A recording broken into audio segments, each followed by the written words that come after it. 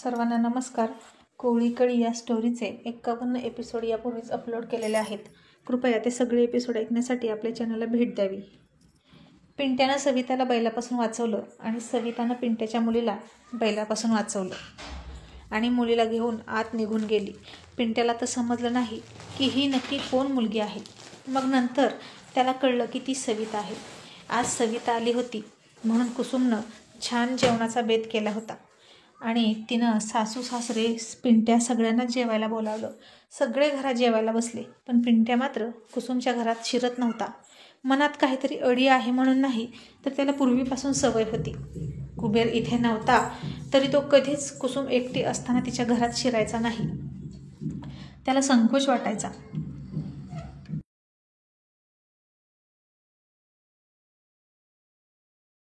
आणि अजूनही त्याचा संकोच तसाच होता. तो अंगणात जेवायला बसला. मग सविता बाहेर जेवण नेऊन त्याला वाढत होती. जेवण झालं आणि अंगणातच पिंट्या त्याच्या लहान मुलीला घेऊन झोपला. कुसुमला आता फार वाईट वाटत होतं त्या मुलींना बघून आणि पिंट्यालाही तसा बघून. मग असेच दिवस जात होते. सविता आता घरातली सगळी कामं करत होती. तिच्यात इतका उत्साह होता आणि कुसुमनं तिला पूर्ण मोकळीक दिली होती. त्यामुळे ती अगदी पूर्ण सांसारिक स्त्रीसारखी अख्खं घर सांभाळत होती. कारण तिला आता अशी संधी पहिल्यांदाच मिळाली होती. तिच्या घरी तिची आई होती, बाप होता, तिचा भाऊ होता आणि भाऊजाईसुद्धा होती. पण तो सगळा संसार भाऊजाईचा होता आणि भाऊजाईला सविताचा राग यायचा. इतकी मोठी होऊनही ती माहेरातच आहे म्हणून ती तिला सतत टोमणेही मारत होती. आणि जे पण काम करायचं ते नोकरासारखं करायचं, स्वतःचं घर म्हणून करायचं नाही, अशी अवस्था होती.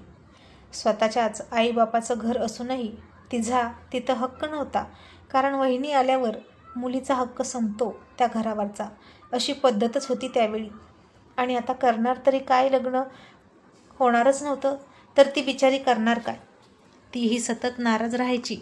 आता निसर्गानेच तिच्यामध्ये ऋतुनिर्मिती केली नाही तर ती काय करणार? मग आता इकडे आल्यापासून कुसुमचा मुलगा, पिंट्याच्या 3 मुली आणि सगळं घर यांचं बघण्यात तिचं खूप छान वेळ जायचा. ती तिचं सगळं कौशल्य पणाला लावून घर सांभाळत होती. तिला इथलं काम कमी पडत होतं की काय म्हणून खूप उत्साहानं ती पिंट्याच्या नव्या घरीसुद्धा जायची. तिथली जमीनसुद्धा सारवून येत होती. पिंट्याच्या वडिलाचं आईचं आजारी पडल्यावर हातपाय चेपून द्यायची, डोकं चेपून द्यायची. पण झोपायला मात्र ती कुसुमच्या सासूसोबत असायची. कुसुम आणि कुबेरला एकांत मिळावा म्हणून ती त्यांच्यासोबत त्यांच्या घरात झोपत नव्हती. बघता बघता पिंट्याच्या मुलीला तिचा लळा लागला. कुसुमला आता 7वा महिना लागला होता. आज कुसुम आणि कुबेर एकांतात बसले होते आणि कुबेर तिला म्हणाला, थोडं करू दे ना कुसुम, प्लीज. ती आश्चर्य वाटून म्हणाली, अहो बास ना आता मला नाही करू वाटत, माझी इच्छा होत नाही, मी गरोदर आहे याचा तरी विचार करा. पण कुबेर त्याचा हट्ट सोडत नव्हता. तो खूपच लाडाला आला होता आणि तो तिला गुदगुल्या करायचा. कुसुम खूप हसत होती आणि त्यांचा तो सगळा रोमॅन्टिकपणा सविता ऐकत होती. म्हणजे मुद्दाम असं नाही, पण अचानक तिच्या कानावर ते सगळं आलं आणि तिला खूप कसं तरी झालं. तिला वाईटही वाटलं, कारण हे पतिसुख तिच्या आयुष्यात कधीही येणार नव्हतं. कारण तिचं लग्न होणार नव्हतं. पुरुषाचा स्पर्श काय असतो हे तिनं अजून एकदाही अनुभवलं नव्हतं. मग नक्की कुसुम आणि कुबेर इतकं हसून करतात काय याचं तिलाही कुतूहल वाटलं. अफाट माया होती तिच्या मनात मुलांविषयी, पण स्वतःचं मूल तिला होणार नव्हतं आणि ती बाहेर येऊन खूप रडायला लागली. पिंट्यानं ते बघितलं आणि तिला म्हणाला, तुम्ही का रडत आहे? तुम्हाला कोणी काही बोललं का? आमची आई काही म्हणाली का तुम्हाला? आत्ता सांगा. तिला खूप टोमणे मारायची सवय आहे. सविताने तिचे अश्रू आवरले आणि म्हणाली, नाही, मला कोणीच काही म्हणालं नाही. आता इतक्यात सासूकडे काही शेजारच्या बायका आल्या गप्पा ठोकायला, रिकामटेकड्या, आणि त्या म्हणाल्या, अगं ही कोण नवीन मुलगी आहे? अंगावर हिच्या काहीच दिसत नाही. नवरा मेला की काय? डोरलं जोडवी असं काहीच का नाही हिच्या अंगावर? आणि कुसुमची सासू म्हणाली, नाही, अगं तिला पाळी येत नाही, तिचं अजून लग्न झालं नाही. आणि आता त्या खेड्यातल्या बायका मिश्री लावत तिच्या नशिबाला दोष देत कीव करायला लागल्या तिची. अगं बाई, काय ग हा परमेश्वर, कसं होणार आता ह्या बिचारीचं? माहेरात राहून तरी सरतं का? समाज किती वाकड्या नजरेनं बघतो. भाऊजाई आल्यावर लाथानं पाणी पाजतात. आईबाप आहे तोपर्यंत घेईल काळजी. पण म्हातारपणाचं काय ग? एका बाईला नवऱ्याचा आधार हा असलाच पाहिजे. आणि नवऱ्यानंतर मुलांचा आधार असतो. तो नसेल तर कुत्रा हाल खात नाही. बिच्चारी असं म्हणून त्या बायका हळहळ करत होत्या चांगल्या मनानं. पण ते ऐकून सविताला मात्र खूप वाईट वाटत होतं. आणि पिंट्याला सुद्धा वाईट वाटत होतं. मग एके दिवशी पालखी भरली होती. त्या पालखीला मुलांना न्यायचं होतं. कारण अशा ठराविक यात्रा खेडेगावात वर्षातूनच येतात. मग तिथं खेळण्याची दुकानं, खाऊची दुकानं, पाळणे असं असायचं. शहरासारखा वर्षभर बाजार आणि झगमगाट नसायचा खेडेगावात. त्यामुळे मुलांना त्या पालखीची खूप एक्साइटमेंट असायची. मग कुबेर म्हणाला, कुसुम तू येतेस का? आपण सगळे जाऊया. ती म्हणाली, नाही बाबा, मला चालणं होत नाही. मग कुबेर म्हणाला, पण तू नाही जात तर मीही नाही जाणार. पण पोरं मात्र गोंधळ करायला लागली. कुबेरचा मुलगा तर खूप रडायला लागला. मग कुबेर म्हणाला, पिंट्या तू मुलांना घेऊन जा, मी आणि कुसुम येत नाही.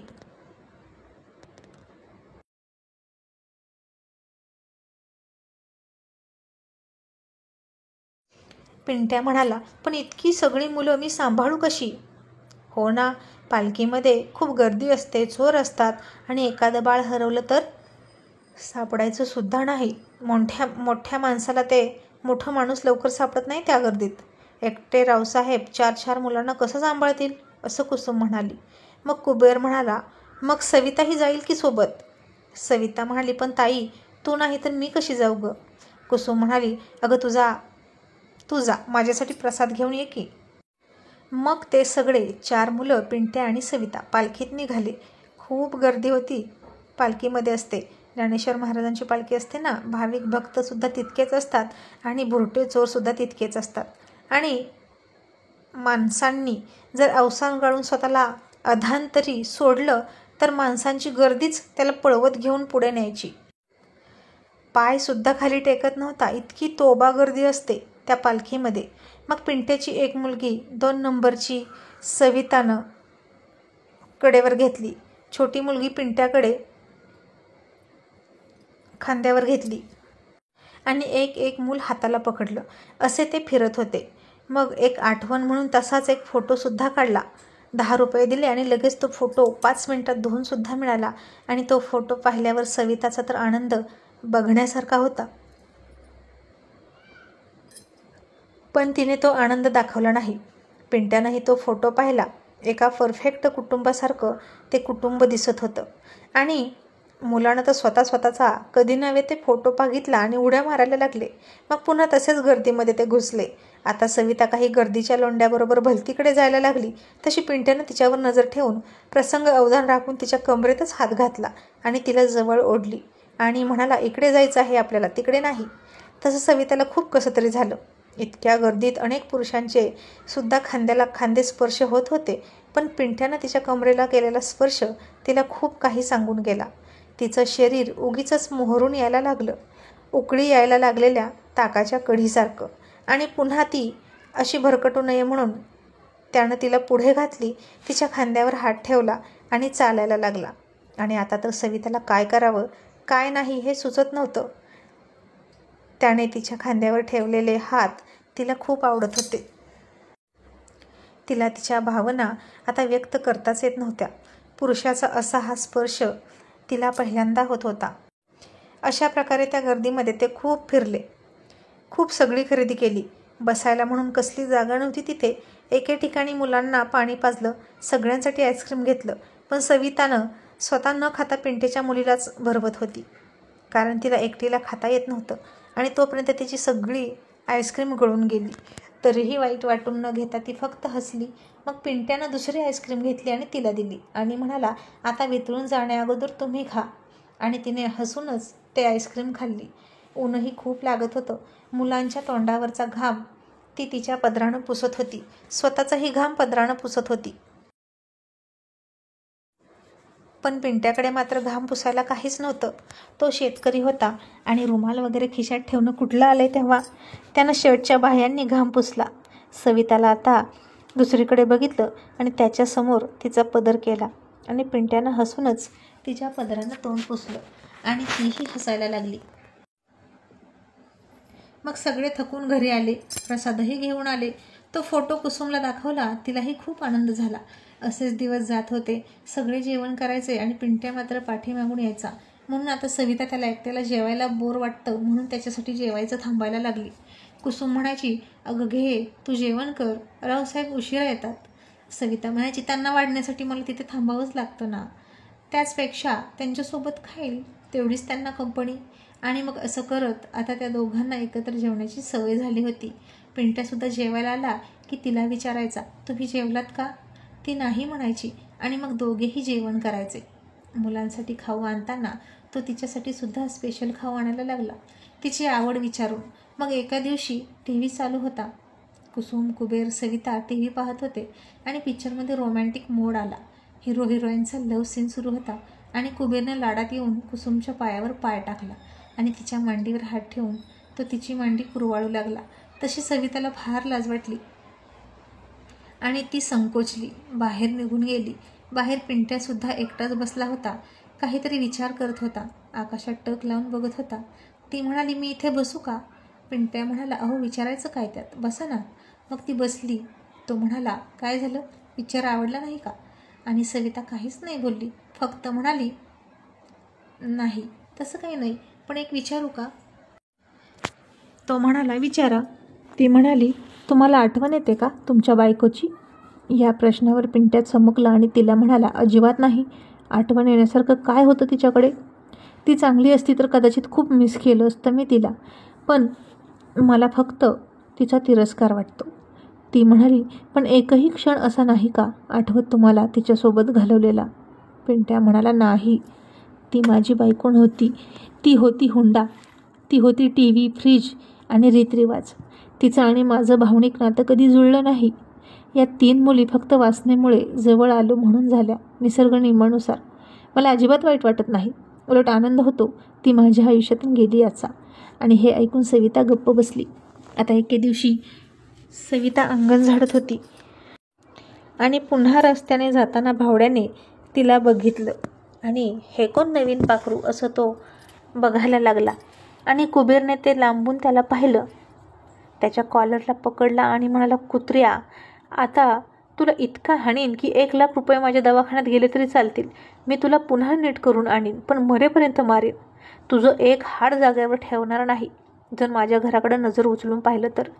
आणि भावड्या कुबेरचा अवतार पाहून घाबरून तिथून पळून गेला. ते तर लोचट कुत्रं होतं, ते काही सुधारणार नव्हतं. आता एकीकडे पिंट्यासाठी मुलगी बघायचं सुद्धा चाललं होतं. आज एका विधवा मुलीचं स्थळ त्याला आलं होतं, पण तिला ऑलरेडी एक मुलगा होता आणि तिची अशी अट होती की ती मुलासह इथे येणार. पिंट्याचा बाप आणि आई म्हणाली, चालतंय की पिंट्या, तिचा मुलगा सांभाळायला काय हरकत आहे तेव्हा? मागं पुढं तुलाही मुलगा होईल, तुझा वंश वाढेल. पण पिंट्यानं त्या मुलीला नकार दिला. विधवा असूनसुद्धा, एक मूल पदरात असूनसुद्धा किती डिमांड होत्या तिच्या. त्याला पुन्हा घरात दुसरी अनिता नको होती. पण आता भिंतीच्या आडूनच हे सगळं ऐकणारी सविता मात्र शांत होती. ती नाराज होती. पिंट्याच्या लग्नाचा विषय निघाला की तिला रडायला यायचं. तिच्या मनात नक्कीच पिंट्याविषयी नाजूक भावना उमलायला सुरुवात झाली होती, पण ती बोलत मात्र काहीच नव्हती. पिंट्याचंही वय वाढतच होतं आणि त्याचे आईवडील आणि कधीकधी कुबेरसुद्धा, पाहुणेरावळेसुद्धा बरीच स्थळं सुचवायची, मुली सुचवायचे. कधी घटस्फोटीत आहे मुलगी, नवरा मेलेला आहे, नुकतंच लग्न झालं आहे पण नांदतच नाही, नवऱ्यानं सोडलेली आहे, किंवा कुणी स्वतः नवऱ्याला सोडलं आहे, नवऱ्याची लफडी बाहेर आहेत म्हणून. असल्या सगळ्या प्रकारच्या मुलींची स्थळं यायची. आणि सासू सासऱ्यांना तर कसलीही मुलगी सून म्हणून चालणार होती, कारण फक्त त्यांना वंश वाढवायचा होता. स्त्री व्यभिचारी असेल, विधवा असेल, घटस्फोटीत असेल तरी चालत होती, कारण ती आई होणार होती. तिच्याकडे गर्भाशय होतं आणि आई होण्याचं वरदान होतं. पण सविताचा मात्र कोणीच विचार करत नव्हतं. ती इतकी सुशील होती, सुंदर होती, समजदार होती, पण तरीही ती चालत नव्हती, किंवा तिचा कोणीच विचार करत नव्हतं, किंवा हिचं लग्न होणारच नाही असा शिक्का मारला होता तिच्यावर.